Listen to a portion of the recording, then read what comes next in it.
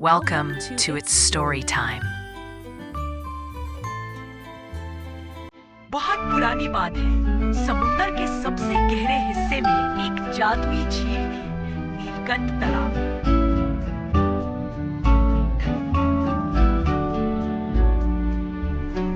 कहते हैं ये झील ना सिर्फ पानी का था, बल्कि नूर का भी था। इस झील में रहती थी 12 जलप्रिय।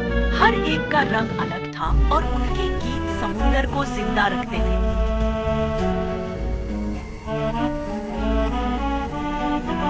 हर 100 साल बाद एक रात आती थी जब चांद अपनी पूरी रोशनी में होता था और सब प्रिय मिलकर नूर का नाच करती थी। एक ऐसी रस्म जो समुंदर के नूर को जिंदा रखती थी।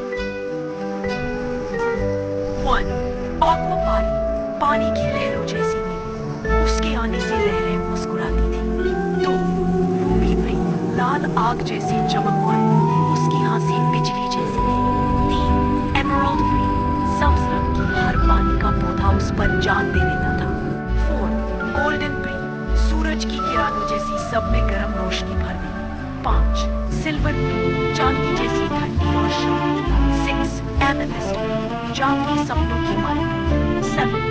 सैफायर प्रिंट, हवा से बात करने वाली, उसके गीत में आसमान बोलता था। 8. रोज प्रिंट, गुलाबी पंख वाली, प्यार और सुकून की सिंबल। 9.